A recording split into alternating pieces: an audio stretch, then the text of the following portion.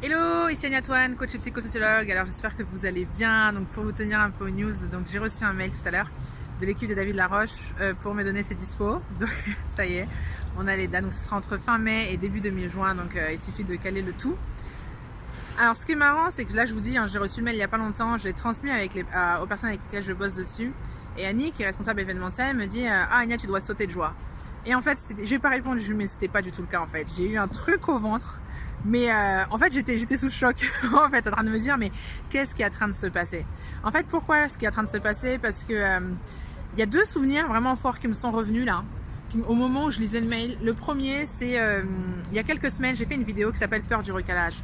Et en fait, il y a quelque chose que je ne spécifie pas dans cette vidéo, c'est de quoi j'ai peur. En fait, à quel moment je pense que je vais me faire recaler et pourquoi. Et en fait, faut savoir qu'à ce moment-là, quand je tourne la vidéo, je suis en route pour aller à l'école de coaching de David Laroche et que j'ai deux objectifs. Déjà, le premier, c'est de remercier son équipe parce que vraiment, j'ai été coachée par plusieurs de ses élèves et le remercier en fait un peu de ce qui est arrivé dans ma vie.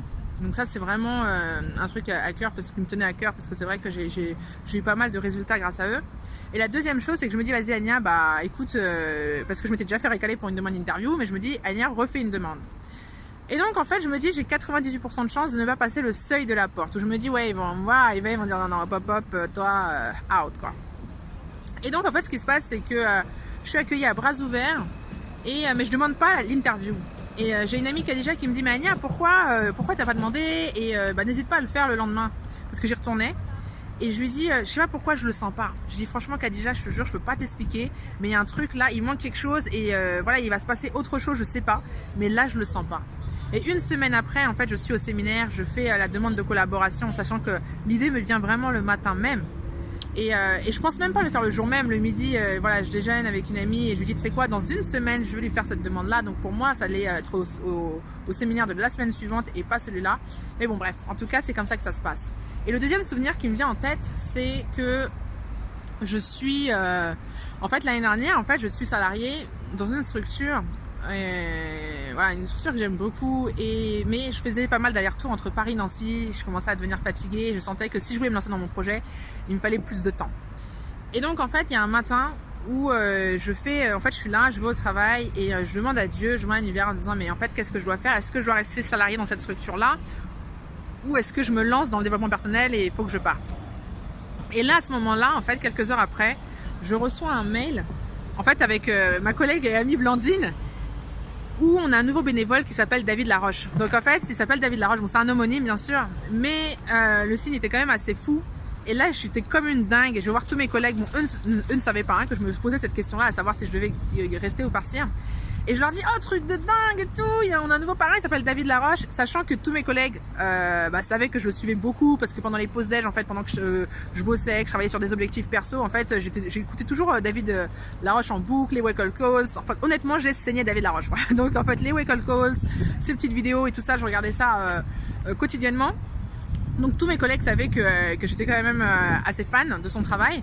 Et donc en fait, là je dis ça à mes collègues, et je me rappelle d'un collègue qui me dit non mais Anya c'est bon, des David Laroche il y en a plein en France. Et je lui dis bah écoute, regardons sur la base de données en fait.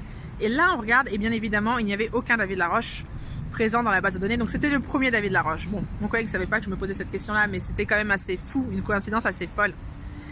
Et donc voilà. Et donc pour moi c'est juste en fait quand je vois aujourd'hui qu'on va organiser un séminaire pour David Laroche en Australie, putain, mais c'est fou quoi. C'est fou. Et honnêtement là j'ai eu plusieurs messages là récemment qui m'ont dit mais Anya on n'aurait jamais cru ça possible, c'est quand même dingue ce qui t'arrive. Et j'ai même des personnes qui m'ont dit honnêtement Anya, s'il y a un an tu nous aurais dit ça, mais comment on se serait foutu de ta gueule. Et c'est vrai hein, je pense que honnêtement si j'avais dit écoutez, vous savez quoi les gars, je pense que dans un an, je ferai une demande de collaboration à David et je vais lui organiser un séminaire en Australie. Mais je pense que j'aurais vraiment pris cher. Hein. Vraiment, j'aurais pris cher. Et déjà que je prenais cher, déjà à la base.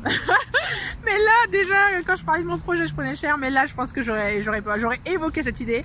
J'aurais pris cher. Mais le pire, c'est pas le pire, mais en tout cas, il y a un fait aussi qui est là, c'est que moi-même, je n'aurais pas cru que c'était possible en fait. C'est-à-dire que même là, ouais, ça je vous dis c'est fou, et donc voilà. Ce qui fait que j'ai pas sauté de joie, mais j'ai été un peu dans un mood de waouh. Et la dernière chose que j'aimerais dire, parce que pour pas que j'oublie, mais en fait tout à l'heure je parlais d'Annie. En fait, Annie, c'est une personne avec laquelle j'ai une pote qui a échangé avec elle il y a pas longtemps. Et ma pote m'envoie un message en me disant, écoute Ania, j'ai rencontré cette meuf là, je pense que dans le projet, elle serait au top. Et donc j'ai Annie au téléphone, on parle du projet, je vois qu'elle est vraiment saucée par le truc et on parle 2 heures, hein, ouais un peu plus de 2 heures. Et du coup je lui dis mais en fait c'est parce qu'elle a organisé un TEDx, elle a été chargée événementielle d'un TEDx et je lui dis mais c'est quel TEDx que tu as organisé? Et elle me dit ouais c'est un TEDx sur les champs etc. Et puis elle m'en parle et je dis attends attends c'est chelou là en fait parce que là tu me parles d'un truc et ça me parle. Et en fait on se rend compte que le TEDx qu'elle a organisé c'est le TEDx où Julie Bouget est intervenue. Et là, tu dis, ouais, vraiment, la famille Laroche, voilà quoi. Laroche famille, on était fait pour se rencontrer. Tous les signes sont là. Donc voilà, bon bah écoutez, bonne fin de journée et à très vite. Ciao, ciao.